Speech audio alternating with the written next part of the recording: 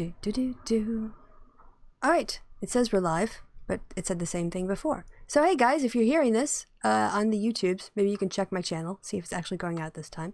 We should be doing a live stream. Fingers crossed. I'm gonna give it a few seconds. It looks like it is. Hurrah! Yes, we're live. Hurrah, we're live. Okay, so streams. Yes, I see now. I've been able to drag the right window up to check we are live. So, welcome to the September Patron Hangout, not August. I just don't know what time it is. I'm mad. Time is relative anyway, so it's okay. Yes.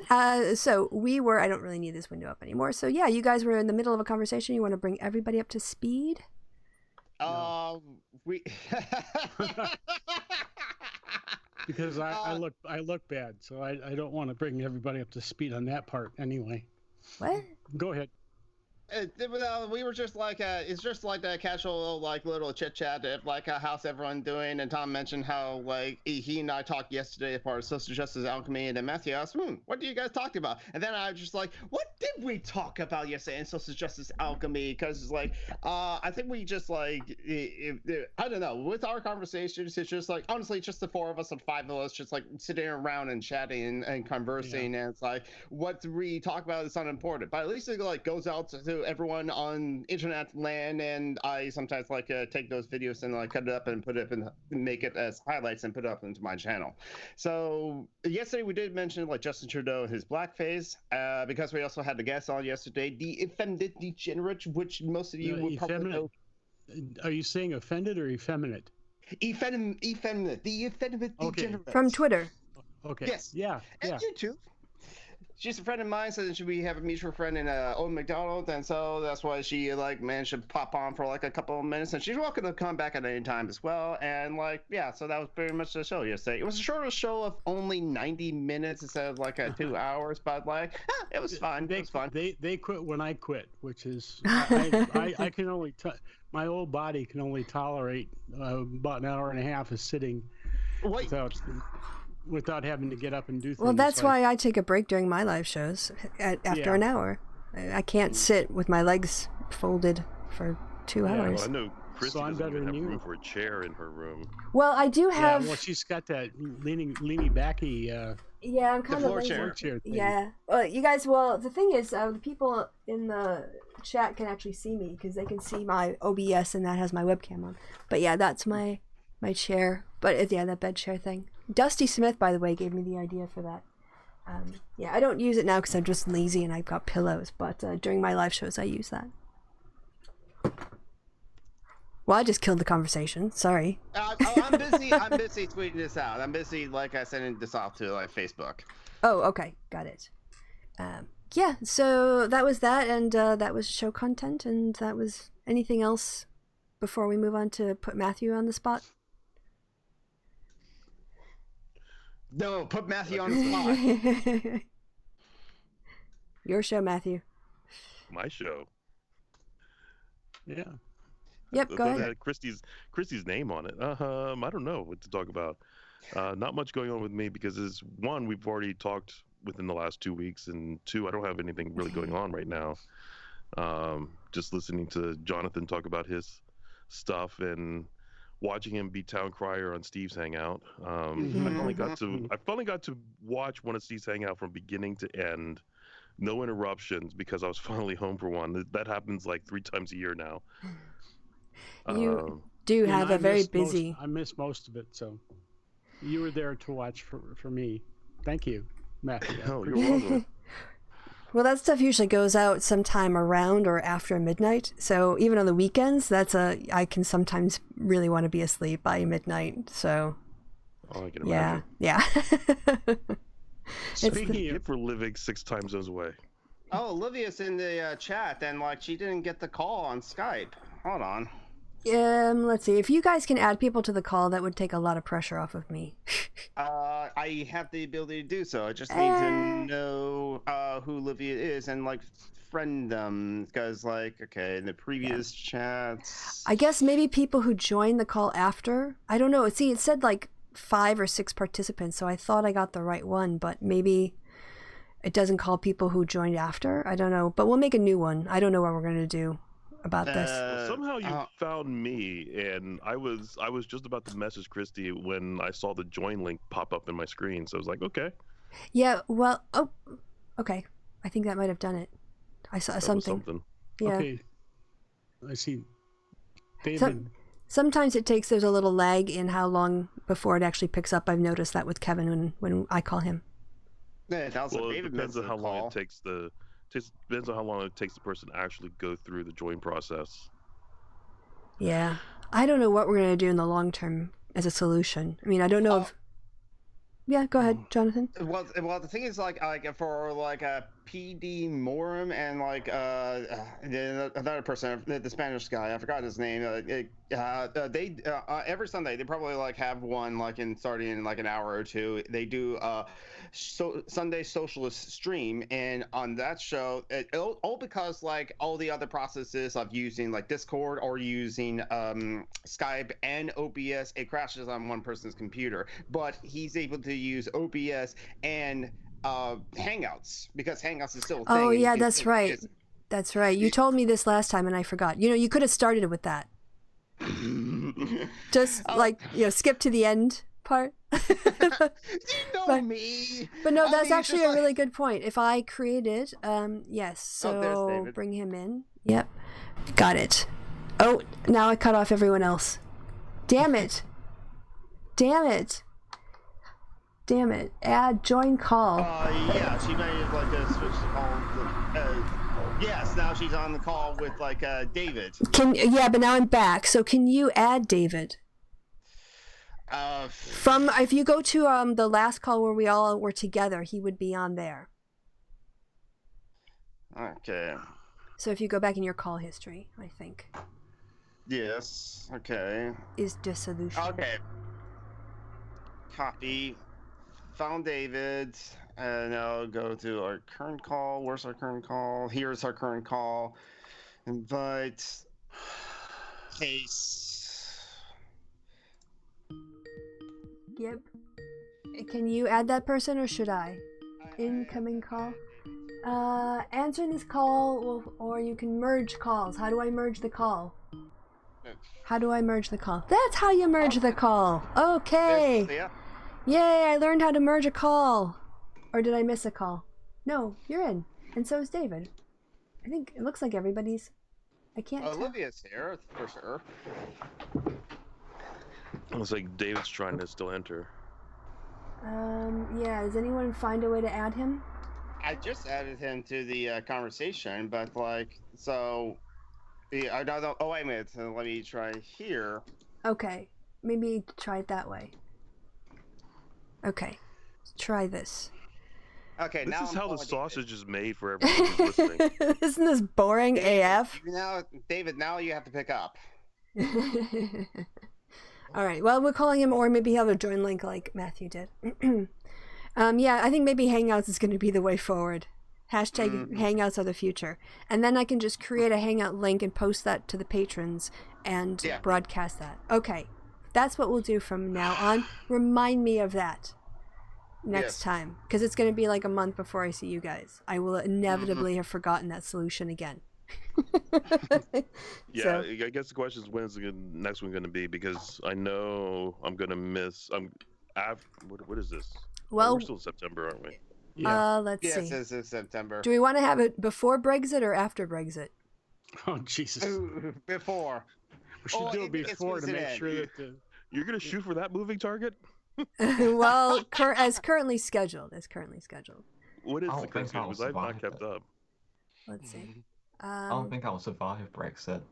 So we have to do it before? This is really tripping me out because I see like 4 mouse tips. I see the one that is, and then if I go on this screen, I see it in my OBS, and it's very confusing to figure out which one is the real one. The 27th is the Sunday before Brexit. But actually I'm going to be away that weekend. So probably the 20th, maybe? Or the 13th or the 6th. I don't really care, actually. I've got Oktoberfest on the 4th. I should be over my hangover by the Sunday. Sure. I don't know. We'll see how I don't know. Drinking a lot of Kolsch. You're a Wisconsin girl. You should be hardy. Yeah. I mean, drinking the Kolsch here, I know how to pace myself, too.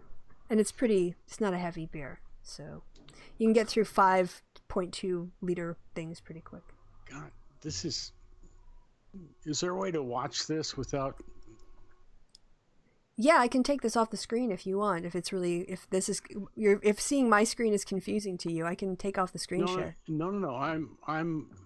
I don't know where the fuck I am. I think I'm watching it on YouTube, which is of course lag. Okay, yeah. Yes. But that's where the chat is. Oh yes. Okay, you pop out the chat. Okay, so. I can show you guys the other way. I'm looking at the chat on my tablet just so I can see it because. All right, Tom, I'll show you. Well, if I can get to my video, I'll have to mute it, otherwise it'll come through. Forget it. Let's. Okay. Enough tech support. enough. I like sausage. I don't want to see how it's made anymore. Stop showing me how sausage is made. Sausage is bad for you. There are 3 dots next to the chat, not the live chat, top chat, but next to that in that same menu or same bar. And you click it. One option is pop out chat, and then you can close YouTube, but you can still keep the chat up. That's what I do on my live show, what I have running, and when I do in the happy hour too. Just for future reference, if you want to. Anyone else who is watching, if they wanted to know. I thought this was a vegan stream. I didn't want to hear about sausages. They could be vegan sausages. Vegan sausages. From brown beans and black Vegan beans. Is that an impossible sausage? Yeah, like an impossible burger. I got a deal today on two for one corn. Oh, is that? Wait. That's on the cob or in a tin? No. It's like QORN that corn is the meatless kind of like meat substitute sort of thing. Yeah, right. Some kind of horrible mushroom. Mushrooms are wonderful. Portobellos are awesome. I maybe it's a very subtle distinction, but I call that corn, like with more of a W because of the QU, as opposed to a hard K in C corn. Yes. Yeah. When you said when they were talking about corn, I just went I call it corn. So that's why I was confused. I thought you had corn on the cob. Mm-hmm. But I've heard some Europeans have the attitude that eating corn on the cob is that's what animals do. So you should have it. We are animals. Wow. So we are animals too. Yeah. So don't be. I mean, that's like cows moaning. Labor Day for Americans. I know. We're just getting in there. It's all political correctness efforts in the fall in Wisconsin, at least. What was the cartoon? What was the cartoon when we were kids, where the animals would eat the corn on the cob, but it would sound like a typewriter as they were eating Woody it? Woodpecker is what I think of. Looney Tunes. I think I remember Looney Tunes also doing that. Yeah, maybe Bugs Bunny. Disney has one of those. Yeah. It's broadcasted every Christmas in Sweden. Oh, but do you know the name of it? Ooh, I have no idea what or who is in it. Card... Is it like about the Scrooge? It's like a Disney Christmas Carol, maybe? No. They show clips from I don't know what the original is, but it's Donald Duck, Mickey Mouse, and Goofy together on a camping trip. Oh, okay. Right. And they eat corn, in that way with the typewriter sound effects. I wonder if kids today understand what that is. you don't have that a typewriter typing sound. You don't have the return. You don't have the bell, ding bell. You don't have to change the ribbon. Yeah. I mean, if you, what on earth are you talking about? No, think what is this? Do you know for like a rotary phone? Do you know for rotary phone you have to use a wheel to dial? Yes. Watching, there was a grandmother who was filming her grandkids, 2 boys, trying to use a rotary phone, and they would pick up the handle and then put it back in the cradle and start to dial. Yeah. And then they'd pick it up and there would be just a tone. They're like, oh, I don't understand. Then they put it back in, lift it up, put it back in, dial, lift it up again. It was really cute. They'd probably have better luck with the phones when I was a kid, where you had the operator. Yes. Just pick up the thing and you operator, Shout and down you the give them a line. number, and yeah, I'm too young to remember that. But rotary phone with an acoustic coupler modem. That's something the kids these days would never know. I I'm always looking that up. wanted a Yeah. princess phone. Oh, I just wanted the shape of the phone I'm talking about. yeah. Hmm. Yes. My sister had one of those. Oh, always wanted a princess phone. I never in my life had a princess phone. She got it. What is She got it when it first came out. Yeah, I'll pick it. Oh, here I'll just do it here on the YouTube's princess. What was that? Was some kind of royal phone? Was it like gilded or anything? No, No, it's just the name of it. Small, A just shape. a small phone. Remember, when this first came out, we were talking about the big bakelite, black bakelite, clunky phones, big desk phones that you see in the old. Yeah, we had one of those Noir. at home. Yeah. Yeah, well, yeah, like Sweden is in noir time. Jeez, that's small. The Princess You telephone old was people. introduced by the Bell system in 1959. Mhm. Compact So telephone it's designed for getting pink. use in the bedroom. No, it can be any color. Yeah. Yeah. The first Wikipedia ones article were- has a off yellow and a green one. Yeah, my sister's was yellow. She was, I think, 9 when that came out, and she had a phone in her room. Ooh. Ooh, it was for that time. That was Yeah, God, like this one that here. was classy. Yeah. I can't. Now we've I got a can't phone see in every damn thing. pocket. I don't. Yeah, I we've got a I don't know where computer you in our can see pocket. things. Yes. I don't know where you can see things, Christy. Oh, sorry, you guys. I'm showing it on the. I'll have to do it on here. Sorry, I've got it on the live feed, but not there. People. I don't know I would. where anything is. I can't see anybody. I should be scared. Okay. Well, maybe. Yeah, you can't look at. You don't Yeah. want. Well, yeah, for some reason, I can only see like Tom and the big screen right here on my Skype call, Oh, but everyone weird. I else is wonder just on the Tom. Okay. Yeah, I don't know why. can- Let can me see start I can sharing. see who's speaking. Well, I can see Jonathan right Well, that's now. the Skype screen. Yeah. All right, now we're seeing Christie's desktop. So yeah. Now I'm seeing you, Matthew. Now There I'm you- seeing a lot talking. of phones. I think Yeah. there you Yes. guys have another window that's not. This is why I was talking about the 2-window Yeah. thing. Yeah, that's the only probably. thing that. By default, Skype opens 2 windows, depending on how your desktop's laid out. So one is the call, and then the other one is the screen. It's kind of confusing. But these are Oh, the. yeah. And Oh, Christy there's- has oh, her yeah. call screen in the middle of her window, which might be confusing everyone. More sausage. Yeah, Yeah. because Yeah. my other one is over here, which is what I Yeah. have on the. Which is what I'm broadcasting. It's a Upton pain. Sinclair would be proud of us. Well, we are just. So anyway, Never those are un- the. Never underestimate the human's possibility to confuse itself. Yes. So princess Mhm. phones, and those were in the early 70s. I was just so I was probably the late 70s by the time I was aware of them. So anyway, yeah. How did we get on this? Oh yeah, we were talking about kids not knowing what a rotary phone was. Wow, that was a What a typewriter was where we started. yes. Because And of then I- corn.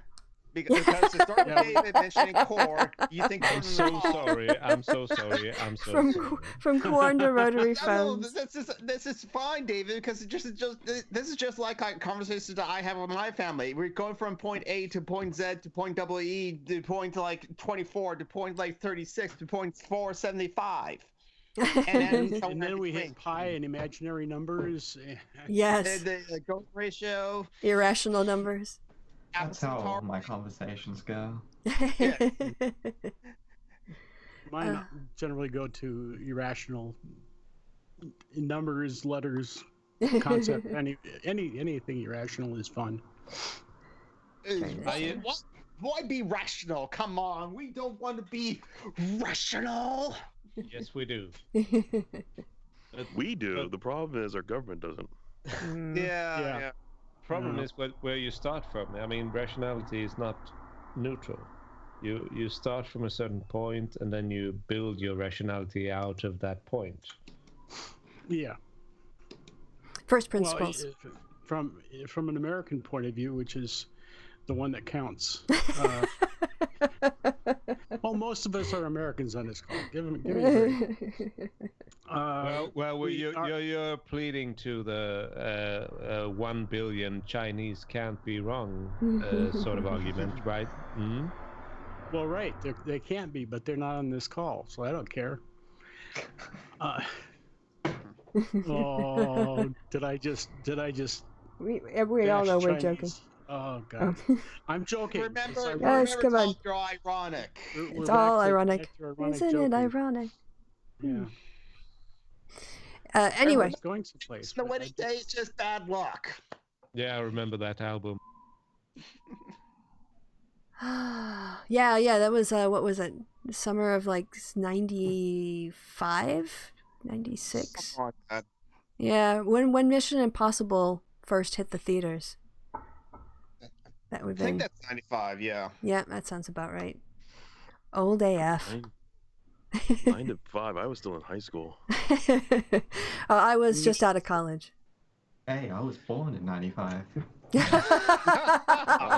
Thanks for making me feel so old. Anytime. Yeah, you're old, Matthew. That just becomes a more frequent experience the longer you're around. Yeah. So. I was probably in my second year of what you would call high school. Mm-hmm. I remember. I mean, I like the Smashing Pumpkins more. Oh yeah, I remember. I made out with a boy in the hood of my car to that album. Wow. I mean, what would despite all my exploits of Christie? Well, that's just where my mind went. Feeling kind of relaxed today.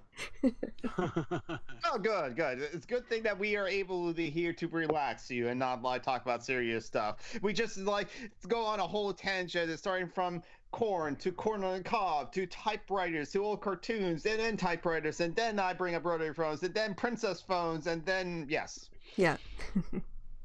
But we weren't talking about Korn, the band, by the way. Just so you know. That's a different. No, we were not. Yeah, that's right. That was a different Korn. I still like that band, but I don't think they haven't done anything much recently, though. New metal. Oh, fuck off. I like new metal. I like some of the new metal. I just like old metal in general, I guess. It's like it's really that's where you're wrong. All right. So. I see Lonely Wolf is in the chat. Oh, hey, LW. Oh, hello, Lonely Wolf. Elizabeth Warren, I like her. I do like her, too. I mean, I could go into all the politics, but I think, like, for the sake of Christie, we can, No, we can actually, this is really, this is interesting. I put this up here so we could talk about it, because a lot of people might be hearing this, well, maybe if they missed the Sunday talk shows, but I'm sure this should have come up on the talk shows. But, yes. I talked about... Fast Biden. Yeah. So in Iowa, a poll came out that has often been considered in hindsight like the gold standard in terms of accuracy. It is run by the Des Moines Register and CNN. And as I said in my live show earlier, which is when I kind of tried to break the news ahead of the morning Sunday talk shows, they're in a statistical tie in this poll.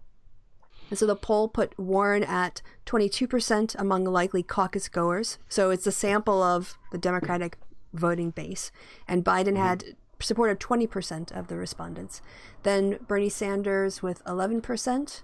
And they said the poll was conducted of 602 likely Democratic caucus goers from September 14th to 18. And it has a margin of error of plus or minus 4%. So really, it's quite a wide margin of error because it's a very, it's a harder population to kind of reach. It's very diverse and all of these things. Even with 602, it's kind of like a subcategory of a subcategory. Right. It's people who are engaged. Yes. And engaged in Iowa. Mm-hmm. But I mean, Iowa is kind of Iowa Democrats are different than Iowa. Correct. They have a regional flavor. They have their own concerns and their own history and sort of norms of the party, very much so. Yeah. Especially as it being a caucus state. And they don't keep sending back racists to Congress. So they're not the ones. They're not the ones voting for that. Yes, correct. But when you put in the plus or minus 4%, that puts Warren anywhere from 26 to 18 and Biden from 24 to 16. So that's a statistical tie for all intents and purposes. But she's got a bit of momentum. She's got a trend line going up, and Biden's got a trend line drifting down. So that would be a concern to me if I were advising Biden. And it would be good news to Warren's campaign if I were advising them. And it's good news for the Democratic Party, in my opinion. Yeah, I think that Biden isn't, because he's just a target for Trump. He just has a big bullseye drone right on his back for Trump, for all the things that he could get jammed. I'm listening to Christie speak, and it takes me back 4 years to when she was talking about the Crubio tier of the primary. Yes. And all this analysis she was making back then. Yeah, we're back to that. We've got basically like a top cream now, and then we got a second tier, and then we have a third tier. And who do you put in the first two tiers? I would put Warren and Biden in the top two, and then Sanders, Harris, and who else? Blah blah blah. Where am I? Buttigieg. Buttigieg just has a core. Like, he has this 5% core that isn't leaving him. So we'll have to see too if Booker does get out of the race, because he's advertised that he's running out of money. Does he back someone else? Cory Booker. Cory Booker, yeah. And he's also running for his Senate seat in New Jersey too. Yeah. So it's just like that was always a weird thing. So wait, why is he running as okay? So put his hat in the ring, sure, and maybe if his campaign takes off, then maybe okay. But at this point, it's just if you're running out of money and you're still running for your Senate seat, he can still go in the Senate. I still have my issues with the Senate as a thing as an anarchist, but since it's here right now as it is. Americans discussing the election of their king.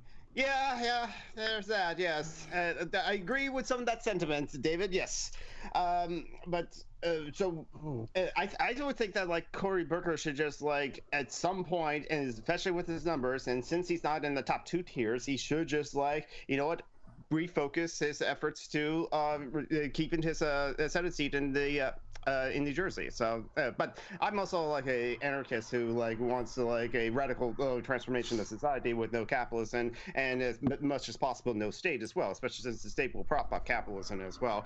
And I think capitalism is pure evil. I want to be okay. We know. We see you in the chat. Wait a minute, you're an anarchist? Yeah. I didn't know this. Why am I learning about this for the first time here? You didn't listen last night. So I haven't listened for the last several years. Yeah, I'm self-involved. I don't pay attention to other people. But that's the thing about the coverage for this whole election thing is just I understand why 24 hours news networks do that, because they're 24 hours and they need content to share and to show and to glean. But sometimes it's how you show that content or show this thing, it's they focus all more about electability and about the candidates and and the polls and how they're perceived, not the actual policies, which it's what matters. In fact, Carlos Maza for Strike Through did a video about this, and this was about the Green New Deal, the news coverage of the Green New Deal. It was more about the strategy and the political game of how the news networks were talking about the Green New Deal, and how that conversely made audience members more cynical of it, and to the point where even wait a minute, if you ask the average American with know of the Green New Deal from news coverage, can they actually tell you what it's about? They kind of don't, because the news coverage, the political news coverage, is more about the strategy and the game or this kind of inside baseball kind of thing, which it's the horse race too. Okay, there's a whole lot there that I want to unpack. So if I remember all the points, the first thing is part of the problem with taking the New Deal as a concept to examine in this case is that the Republicans picked up on the concept of a Green New Deal and have been misrepresenting it every chance they get when they talk about environmental policies in front of a camera. So in this case, the news is reporting on what Republicans are saying, and part of that thing that you're talking about is a deliberate attempt by the GOP to poison the idea of a Green Deal before one is even crafted, because there are no policies. There are just some ideas at this point. So that's one thing I wanted to mention as to what might have been an influence in how the media, how people perceive the policy via the lens of the media. And the Dems aren't doing the same thing because there isn't anything to back yet except the principles, and people are backing the principles. Then there was one other thing you said. Oh, God. You talk so fast, Jonathan. Had to do... this is it. Picking the best about the policies of the president.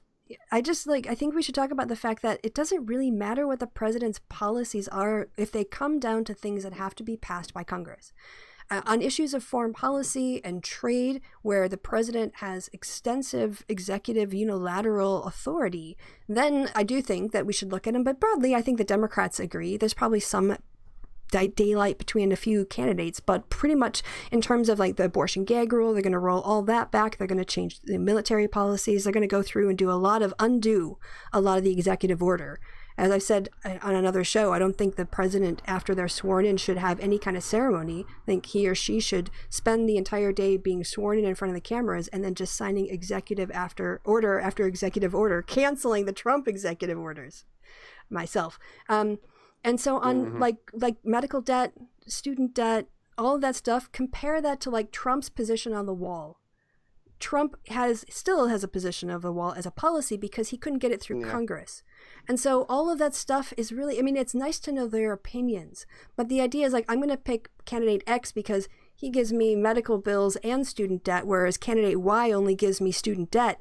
It's just not going to happen like that. All of that stuff is going to have to get through Congress. So if those things are really important, then, you need a Democrat as a president, but then you have to focus on the House and the Senate because that's where the bills are actually going to take place or not. So I just think this whole idea that you have to pick the most left presidential candidate.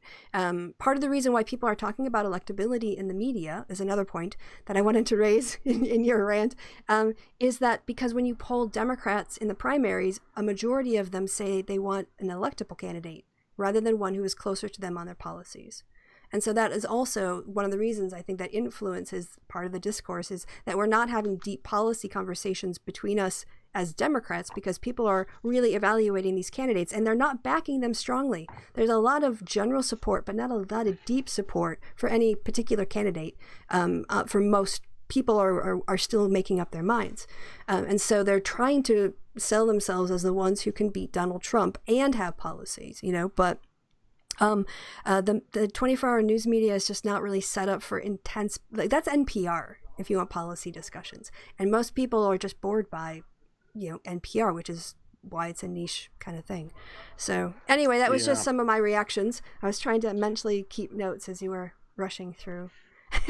I'm remembering though that this is a year out from the election, and it's almost a year, well, just a few months short of a year to the conventions, and we've been talking about this for how long? For months now. And it seems that one of the things that should be happening at this point is that those ideas should be out there and that details begin to be fleshed in and people begin to coalesce around ideas and then see what candidates can sell those ideas best. I don't think people vote for ideas, though. I think people vote for a person who inspires them. Right, but I think there's a hierarchy, though. I think there's a hierarchy of those things. They want somebody to inspire them. That may be that emotional thing is maybe where they vote, why they vote for a particular candidate. But I think people also have an intellectual component to that. They want to see something solid and about policy that they can sink their teeth into and have some confidence that the person that they are excited by can get, whether or not they can get it done. What they want to do is in line with the things that they think think need to be done. There are 15 candidates and there are multiple policies, and to try to compare, that's a lot of cognitive effort. You're kind of thinking, I just am more cynical. Most people are what's going to happen with my health care? What's going to happen with my job? I know. That's what I'm saying. That's where I come back to. It's almost a year out. Chill. This stuff is going to coalesce, I think. If people keep their eye on the policy ball. Keeping candidates' feet to the fire about, well, how do you do that? Mm-hmm. Yeah, well, this is it. Most presidents can't do that. They have to work with Congress on legislative stuff. I understand that, but they can also veto, and they can also work with conference, work with the with Congress to craft initial legislation that is more likely to pass than not. And that Trump isn't doing that, or that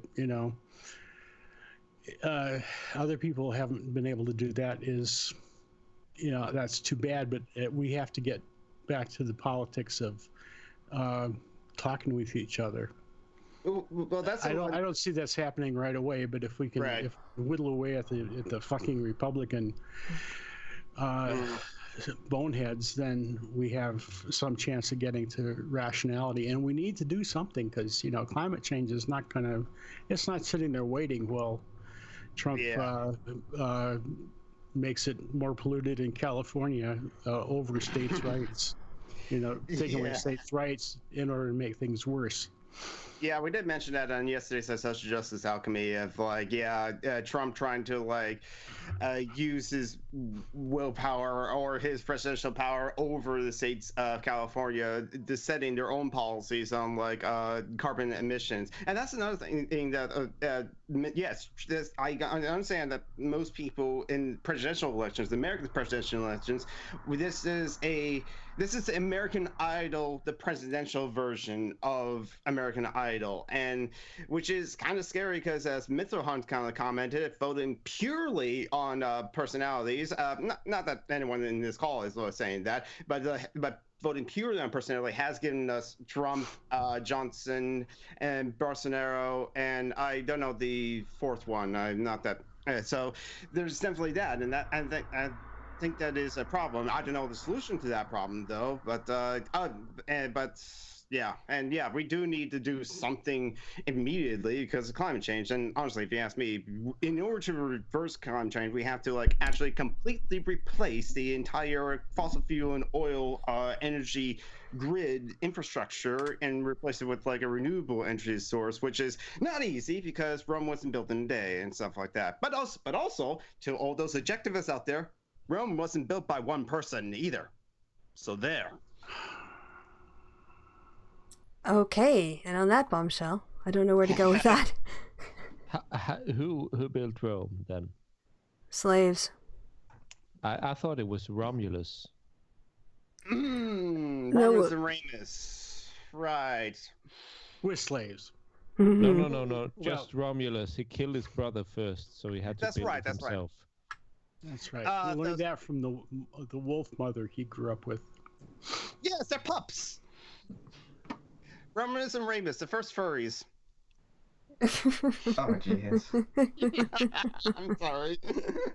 No, not the first. I have seen archaeological evidence of rock paintings of men in deer antler, costumes, deer furry displays. That's right. 30,000 years ago. So I think furries have a long and distinguished history. Is that the same cave wall painting with the first porn as well? I don't pay attention to those things. You would be in far better position to tell me that than anybody. The world's first furry porn. I'm sure someone must have a PhD in pornography, throughout time, in prehistoric pornography and sexual images. I'm sure that someone must have done a thesis on that, at least one. Ancient erotic literature. Or images would probably be an art history project, actually. Well, they did have that. Where was it? In Pompeii, they had that museum of rude things that you weren't allowed to go into if you were aroused in any way. Not if you were. I thought you were going to say if you were under the age of 16, but no. That wasn't the This prohibition. is Italy we're talking about. I mean, basically the age of about, I don't know, 5? Yeah, old enough to drink wine, old enough to see porn. Well, it's art, you know. Yeah, we're talking about Catholics. Well, yeah, porn art. Catholics, they don't care. Oh, I guess I can. Sexual Persona by Camilla Paglia is close to being a book about porn, according to Lonely Wolf. Yeah.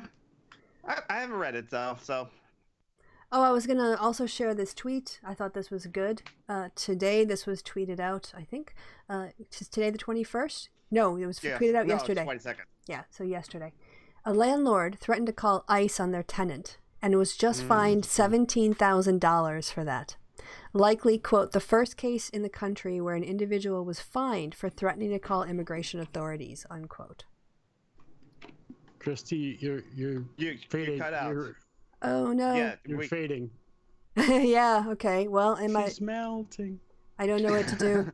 Was it my sound going down? Or maybe because I turned my face away. ICE intervening.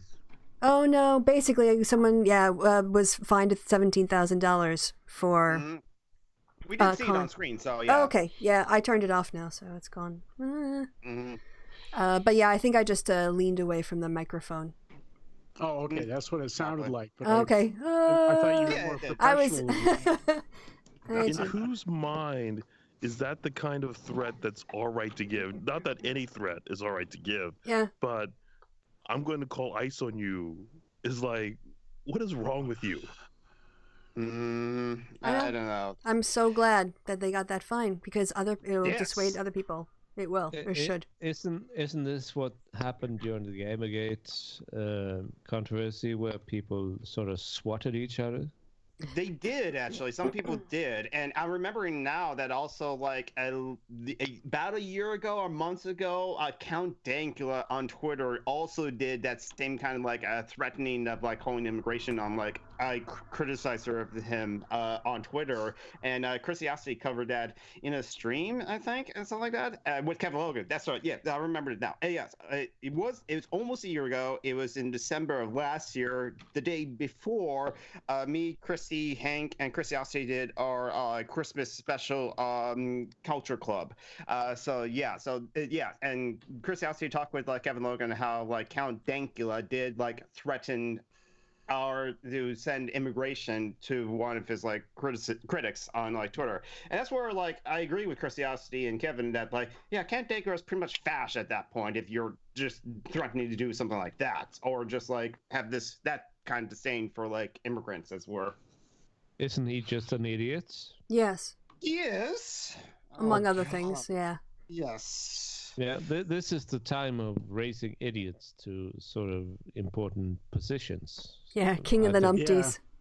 Yeah. Or idiots deciding that they have a right to speak their idiocy to the rest of us. We have to listen. It's not just that they get to speak it, but we can't be offended and we have to listen. The big problem with that, of course, is that like 4 or 5 of them are now leading countries. Yeah. Yeah, it brought the mood down. Typical. Hopefully the next wave of elections are a little better. Yeah, 2018 was a move in the right direction. So keep that momentum up. Yeah. Keep the wave coming. Wash out the fash. And maybe, well, not with the current Congress, not with the current even House, but with the, with the new House and maybe new Senate. That would be good. And a new president, we might have a shot at getting rid of Kavanaugh. Well, have a proper investigation would be the first step. He certainly seems investigatable, and on the surface he looks dirty enough to be impeached and convicted. There are eyewitnesses. Yeah, there are eyewitnesses who the FBI never talked to that would demonstrate he lied under oath. Right. Yeah. Yeah. Yeah, this is what I find so endearing with Americans. You have an almost ridiculous amount of faith in your TV show system. I don't. I lost my faith, actually. That's why I became an anarchist. It's hit or miss. It's hit or miss. They get some, Yeah. like baseball. Sometimes you get the call right. Sometimes you mess up. Sometimes it has to, like Plessy versus Ferguson. Sometimes it has to ripen in the populace in order to get a cohort of people in who see the right way to go forward. Yeah, our ump though is slowly going blind in his left eye, which is Agreed. Which is a real problem. Yeah, and Harry Reid should have never preserved the filibuster, and we could have filled a lot of those Obama nominees. But anyway, no use crying over spilled milk. Just about winning and plugging the hole as much as we can once we take back, democracy.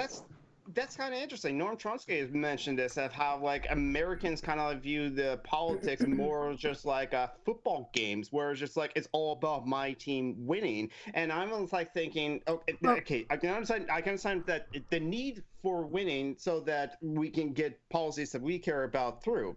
I can understand that thing, yeah. But then it's just like, I guess it's just like I'm asking for like things to be usually matter about like policies more than anything else, but I know that's not the reality of like our situation. Okay, I'm going to cut you off there, Jonathan. Okay, so first of all, he is a political scientist. Unpack some of that. Before you get into a bit of a thing, I've got to run off for a few minutes. Okay. I'll be back soon. All right, Okay, catch you in a bit. See you soon. Okay. See you. So the whole partisanship thing, like being like a sport, is not just Americans. That's an analogy. I actually have a colleague who did a study who looked at, asked people, do you think about your party the way you do like a sports team?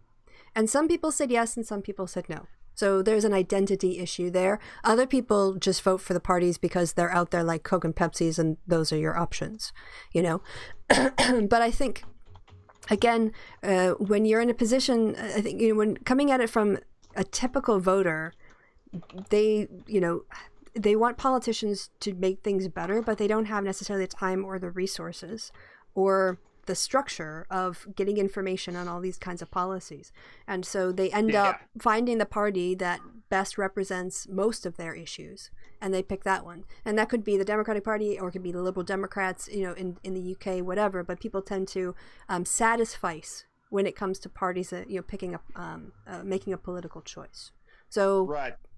Just to say all of that. Yeah. How does this explain Donald Trump? What part of it? Have you ever read the Foundation trilogy by Isaac Asimov? Who are you asking? Yes, I I'm am. asking.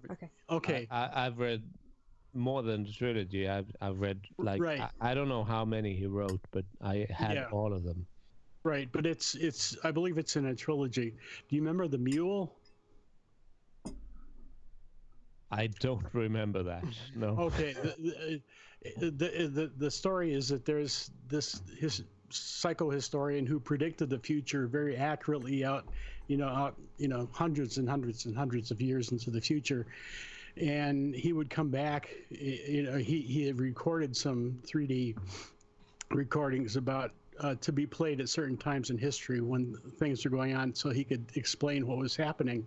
And this fellow, a leader, came in out of sort of nowhere called the Mule, and he was absolutely unpredicted. And Harry Seldon, the psychohistorian, came back at that point in history and was telling everybody what things were going on and how to deal with them. And he had not predicted the Mule because the Mule was unpredictable.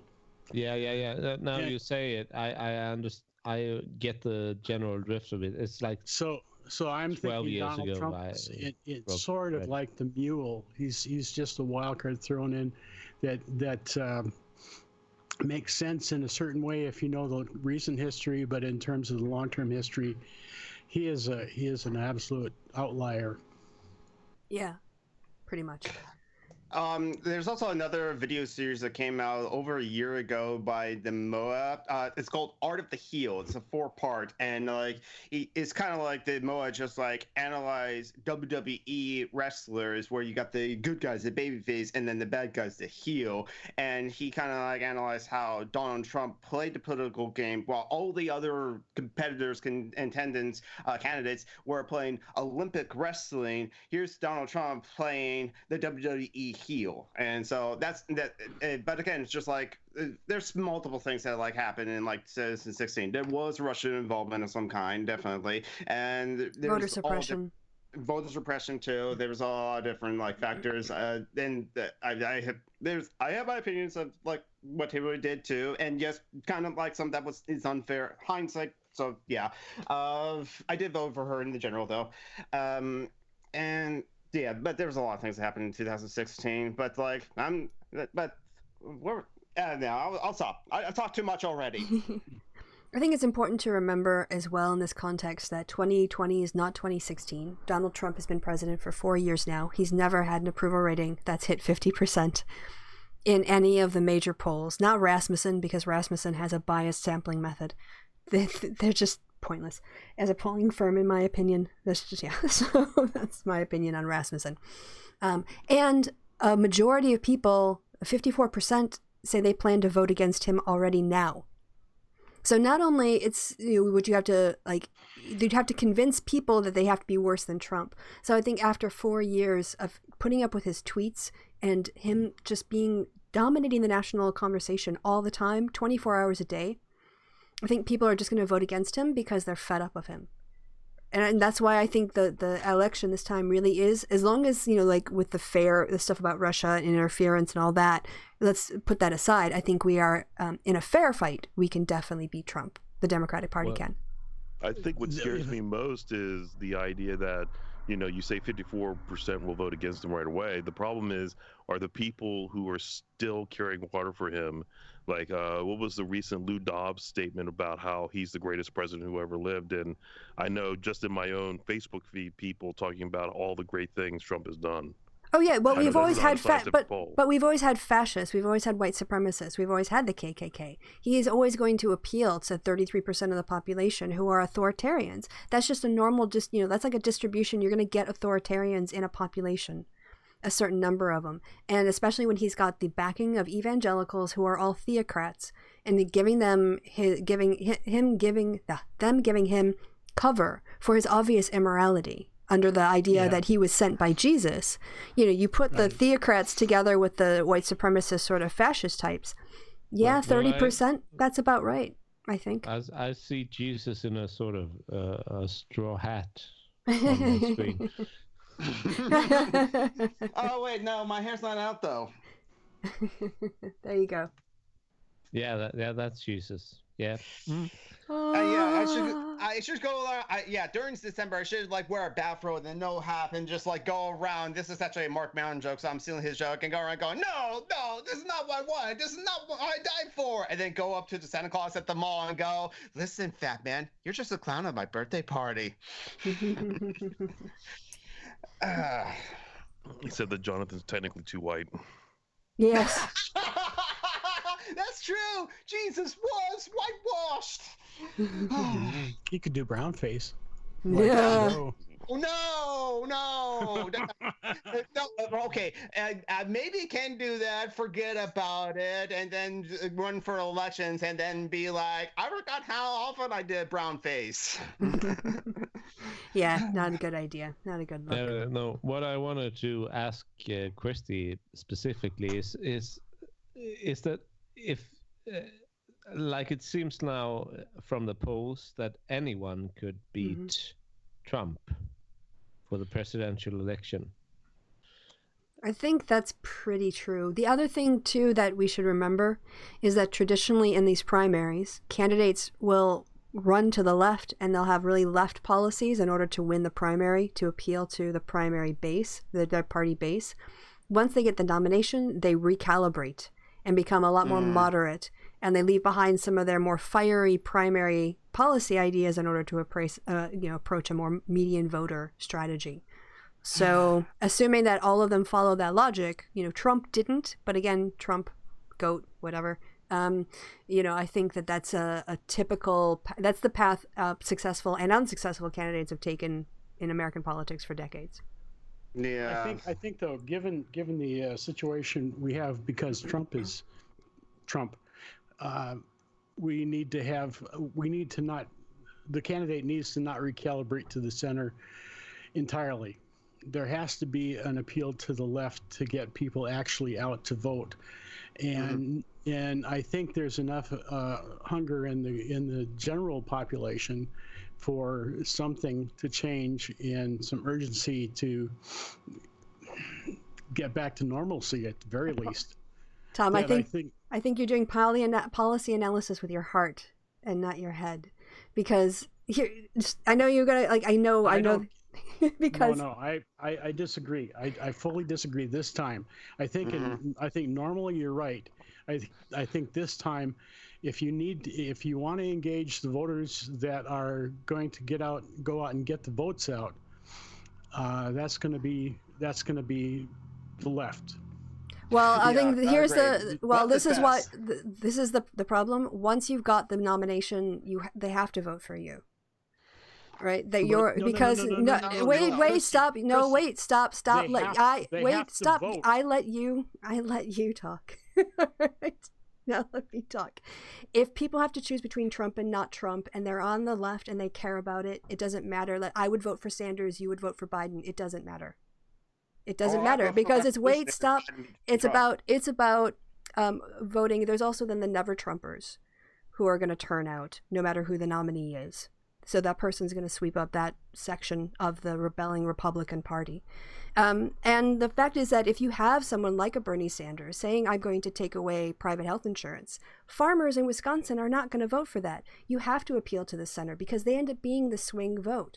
So, I mean, you can say it's different this time. You can show me polling data that goes along with that later on. But I don't think we have right now, you've got a population that's ready to vote against the current incumbent. If the predicted recession that hits in 2020 is on the way, actually hits, then again that's to their back, and they don't need the left when they've got a 10-point lead on Donald Trump. What they need to keep is the center and swing voters and independents, and that's where the candidates are going to go, is where the votes are. And you can disagree with me, that's fine, but that's just how I see it playing out. I don't think the left is as powerful as they think they are. Left Twitter is very different from what happens in Wisconsin and Michigan and Iowa or in Ohio.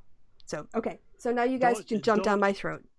Don't take that what I said the wrong way. I'm not saying that we have to go, full left. I think we need to engage there needs to be enough to engage the left.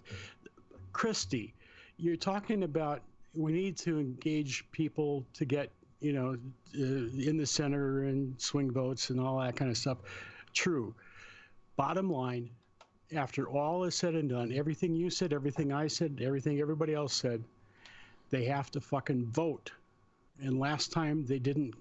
No. A lot of people's votes were suppressed, like over 100,000 in Wisconsin alone. I think it's actually closer to 200,000, right? Christie, but this again, like the enthusiasm can't come anymore from the left because the people who don't vote in the primaries are voting the ones voting in the general. And here's the other thing is, like, who is the worst Democratic candidate we have? Biden? Yeah, Biden isn't going to go, like, he doesn't have a reason. All the things that Obama was left on, including transgender issues and rights and all of that stuff, he's going to go right back to that. He's running as Obama 2.0. So even the recalibration of our most centrist candidate is still starting off center left, not like center. Biden is by no means, he's not Joe Manchin. I'm not saying that. So I don't think the distance is that far. He's Hillary Clinton 2.0. Yeah, I agree there. And I probably have. I don't see that at all. But anyway, go ahead, because she didn't run as Obama 2.0, and he is. No, in the minds of the voters, he's got enough baggage, and he's got the appeal. He's the most popular. He's got the highest favorabilities of all of the candidates right now. I don't buy it. Well, Yeah. okay, you can look at the polls, but that's why. I know. And but in the he's with black voters especially, they are solidly behind him. Okay, well that's good. I'm So- seeing this. I guess I'm seeing different information then too, because like sometimes in some posts that I see, it seems like Sanders is at top, but then they'll put Sanders at the bottom of the list. Sometimes, not often. But Well, he's also got really high unfavorables when you look at it. Yeah, that's true. And I do understand the Sanders baggage, which is why I'm not enthusiastically behind Sanders, even though in terms of policy-wise, I'm more in favor of like Sanders. Even though, yeah, it's like we should really look at the president as just like the commander-in-chief. So it'd be military policies, which should be like a foreign policy, which in my opinion, everyone's not great of, except Mike Gravel. Mike Gravel was excellent in those kind of policies, and He's not in the. he's not in the list. He didn't want to be in the race anyway to begin with. He was just got encouraged by like a couple of like teenagers to like run, and some of those teenagers also have said things that like I don't agree with. But also for me, what is left and right in the political spectrum, even though this is just like one factor, if it is economics, I see if it depends on your answer to the question of like is capitalism a good force for good in the world. If you say yes, then you're right wing. If you say no, then you're left wing. And if you're indifferent or in middle, or yes but or no but, then you're probably centrist in some fashion. So that's how I see what is left and right. Yeah, that this kind of separate from like social issues between regressive and progressive. True, and so you can have different dynamics there. But like that's why that's why I see what is left wing to be. In my opinion, to be a leftist, you actually have to be anti-capitalist. So it's like that's why I do differ in my opinions of where Biden is and how this thing turns out and stuff like that. Yeah. Okay. And well, all right. Are you done? yeah, I'm done. Okay. So I pulled this up. This is from NPR. This is from polling data conducted 5th of September until the 8th. And it's on the video screen. I guess you guys can kind of see it in my window, but I'm blocking some of it. You can't see the text anyway; it's super small. But it says among all registered voters, Biden has the highest favorability, with Warren not far behind. So Joe Biden is 45% favorable, 40% unfavorable. Warren is 41% favorable, 42% unfavorable.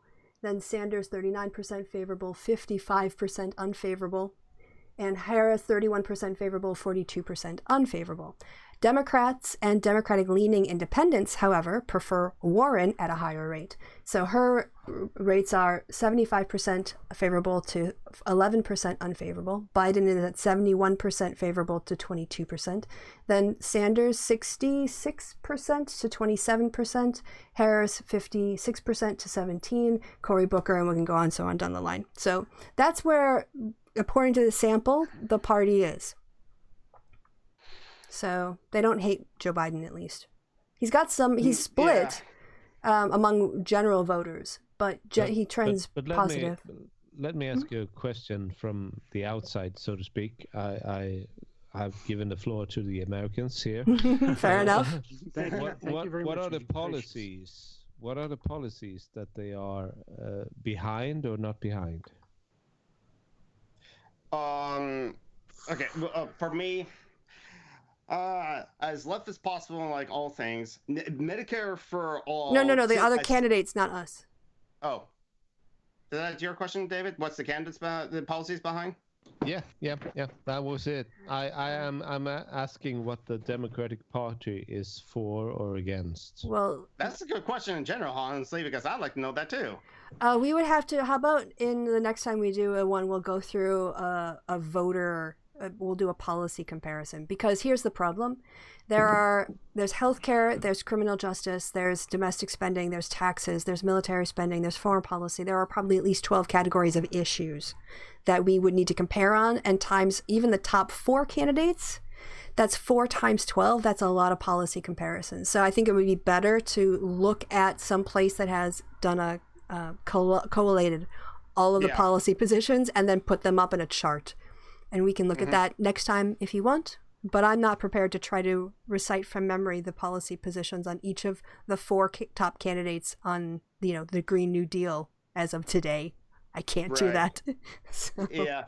And another thing is, like, sometimes for certain policies, there's like, I remember this was back in 2000, so take for what it is. And I wasn't even like eligible to vote in the 2000 election either, but from a SNL sketch of like recapping the second debate between Gore and Bush, the joke was, because the recap was like, they agree on most everything. And so then it became like, well, what's the point? Like, why does it matter like who to vote for? Then kind of like, yeah, it turns out to like it's kind of important to vote for that one, but that election was is stolen from like Gore, as you can say. I do agree with that sentiment, but like, it's for some policies, not that I'm saying I'm a single issue voter, I used to be, in some policies, it is kind of like more or less the same. Oh, and for Democratic candidates, in this primary, sometimes it is more or less the same. So it is sometimes in certain issues, it does come down to like, who do you like more? So yeah. or who do you think would be best against Trump? Or who you think would be best against Trump? Yeah. Yeah. I don't think Biden would be good against Trump, even though he is electable. And there's that poll data, yes, there's poll data to take for real that I guess I have selective memory on polls, because I remember when the polls are just wrong. They do get it wrong sometimes. Well, of course, because they have error in them. They all have a margin of error that's built in, but people tend to ignore they just look at the point estimates and they don't factor in the error bars. Again, looking at it from the outside, I think Biden is the ideal vice president. But as a presidential candidate, no. Yeah, there's a reason why he ran twice before and didn't make it, or 3 times before. There's that, yeah. A furry 2024, our furry president. One can dream. Yes, you can certainly dream, Lonely Wolf. I mean, if a secret finds out that like someone does furry face or like goes to a furry con, we're all not gonna mind. I mean, hell, there was like a Washington D.C. like mayor that ran for the election after it turns out that he was like got arrested for doing crack, and that was we brought that up in past social justice alchemy. Okay, got it. All right. So Tom, are you mad at me? I'm always mad at you. I'm just very good at masking it. Of course, because I'm from Wisconsin and we have no feelings. Wisconsin, I want to say to show that I'm not mad at you. Do you have Amazon Prime? I don't. I have Netflix. Well, then this isn't going to help you. I have Amazon Prime. Yeah, but you don't care about what I'm going to say. No. Hey, I have Amazon Prime. Okay, I don't know if you get it in other countries, but on Thursday the 22nd at 7:20 our time, 7:20 Central Time in the U.S. of A. That's probably 6 hours ahead of, or 6 hours behind, I think, Britain. So calibrate from there. The Green Bay Packers are playing the Eagles on Amazon Prime. You know what? I will actually be in the UK this week because I have to attend an expert seminar on Thursday and Friday. So I will be there on Thursday night. And I actually have someone who put their Prime account on a tablet when I was visiting one. So I'll ask that person if I can have their password and use it with their permission. Because then I can watch the Packers. It's the 26th. Is that right? That sounds about right, yeah. Yeah, this Thursday. Cool. And Adam Rainsofter said, I'm sorry, you finish, Tom. Just go Pack. Go Pack. Okay. Adam Rainsofter said Hunter Biden got thrown out of the Navy for doing fuck tons of yayoi and then went straight to some Ukrainian national gas company. Like, just after getting discharged, he was hired at like $50K a month, and after his daddy pulled strings for him. Sorry, was this about the stuff Trump was going on about? I kind of faded there for a second. Sorry. It sounds like the whistleblower stuff. Yeah, the whistleblower. Oh, okay. I'm sorry. Could I notice in these hangouts that Olivia doesn't get to speak too much. Could she have a voice? I know that. Okay. You're back from your break, or when you left. Yeah. I'm back. Do Do you have any comments on like the conversation? Or Not anything. really. I'd say anything if I had comments, but I'm just listening, really. Okay. What's going on in your life that you're interested in talking about? Oh my word, not much really. I noticed that Sailor Venus as your avatar in like Skype. So have you like watched the any of the recent like Sailor Moon stuff and how you're digging it? It's alright. I mean, I'm not really too. I prefer the old stuff at the moment, but I'm Yeah. still really watching a lot of the new stuff, catching up with it. Yeah, I still need to go back to watching the old Sailor Moon because I'm right now in the Super S arc of Sailor Moon. But hey, at least with Sailor Moon is just like it's a monster of the week kind. It's a tokusatsu kind of show, so you can easily just like jump back into it and watch it. You just need because there's one overarching like plot arc throughout the whole season of a Sailor Moon show, but it's just like from episode to episode, it's not like a recurring thing. It's just like something in the background. Just like here's a new monster, and then Gina Kawaska, I'll shoot you. Anyway, I'll stop. Yeah, absolutely. I have ADHD, so I struggle to pay attention to things. That's okay. I'm in fact wearing a Sailor Moon shirt right now. I'll punch you in the name of the moon. Hell yeah. I'm sorry for putting you on the spot, Olivia, but you said that you were born in 1905? 1995, yeah. Oh my God. That's one of those make me feel old things. But how do you see the current situation then in your own country and abroad? In my country, I mean, I'm in the UK, so I'm in Brexit land at the moment, and it's just embarrassing. So yeah, My condolences. I have no faith in my system, honestly. I don't blame you. And honestly, that reminds me, Richard Wolff for Democracy at Work, the most recent lecture that he has done, he says during that lecture that look at what's going on with Boris Johnson and that sort of situation there and suspending Parliament as well. He predicts that if something doesn't go Trump's way in the U.S., Trump is going to try and pull something like that, and that is concerning to me. Yeah, that's always a possibility. I'd like to see him prorogue Congress. That I don't think would go well, even for the Republicans. So, what's the tenor of the people around you about the likelihood of a deal for Brexit? I don't know. I mean, literally anything can happen. I mean, the Tories seem to be pretty desperate on going for a no deal, but they're also meeting a lot of opposition, so literally anything can happen as far as I'm aware. Mm-hmm. What about there was a talk of an election? They're going to look at a snap election or something like that? Yeah, I mean, right now the government just won't. The current government that's in power is just useless. They're an extreme minority at the moment, so they're naturally going to go for an election to see if they can get a bigger government, to see if Boris Johnson can get more supporters in.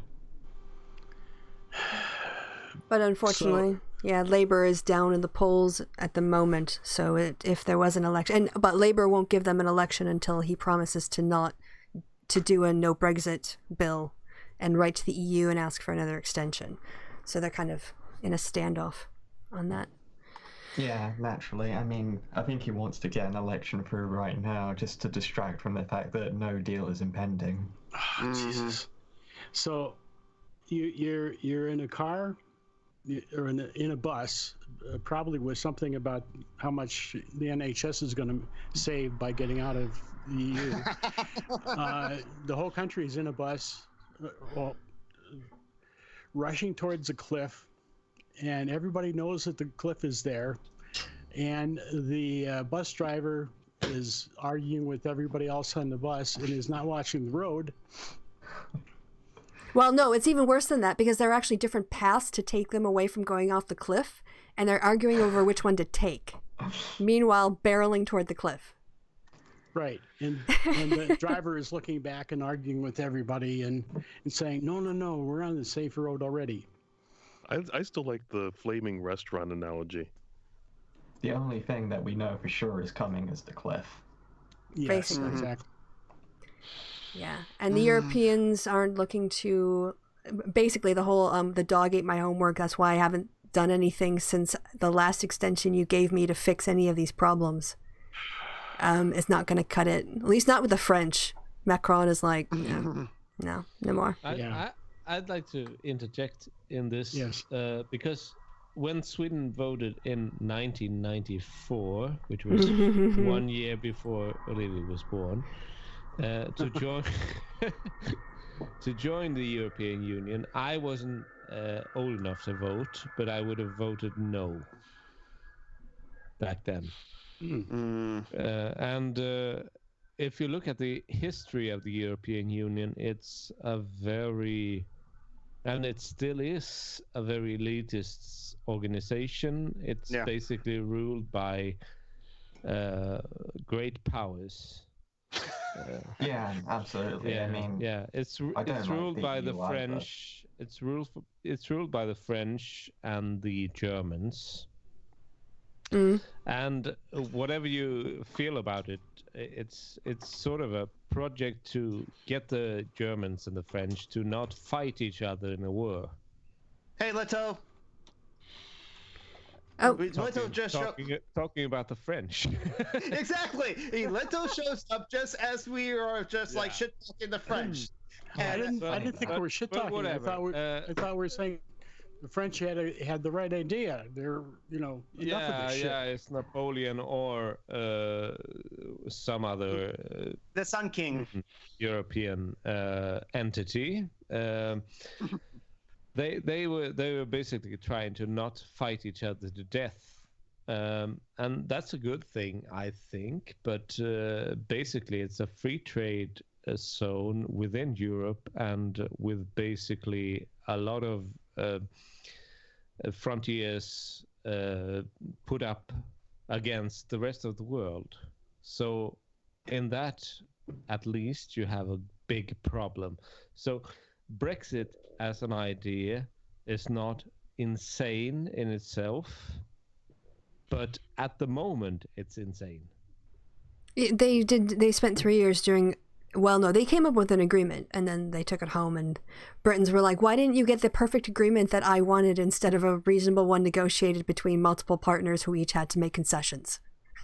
They want a pony, Christy. They want a unicorn. No, they want a unicorn. They want a unicorn. That was it. They have it right on the crest. They have it. And they want a lion too, but they're going to settle for a unicorn. Yeah, so you can't have a unicorn. Here's a pony. No, we don't want your pony. Well, then you'll have nothing. Well, we don't want your nothing. It's from a Facebook. We veto your nothing. Yeah, that's what I was referring to. Yeah, it was a Facebook meme going around about how veto your nothing. Well, yeah. Thank you, Adam, for linking that video. Is Bad Cop by women anarchists. Women anarchists are, they combine the words women and anarchists together to be one word, so I don't know how to pronounce it. Women anarchists, there we go. That would work. So thank you for that. I always enjoy good, ACAB, kind of songs, yes. And Adam still keeping radical and still staying radical, and stay radical, people, and safe to the extent of your ability.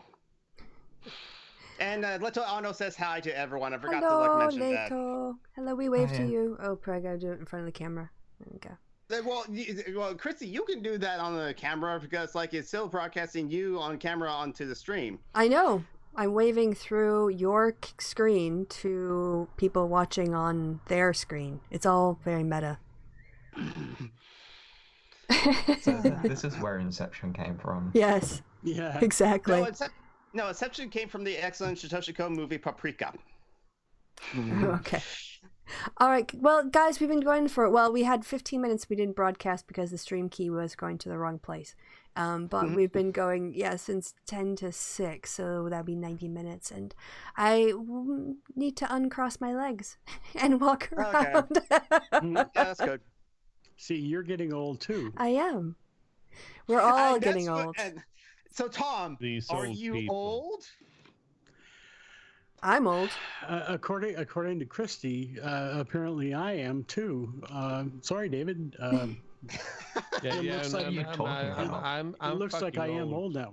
I'm fucking old. I'm losing my hair. I think once you hit 40, you're old in terms of like young versus old. Depends on how many cohorts you're looking at. Are you looking at just like a dichotomous variable, or did you want an interval one with every 10 years?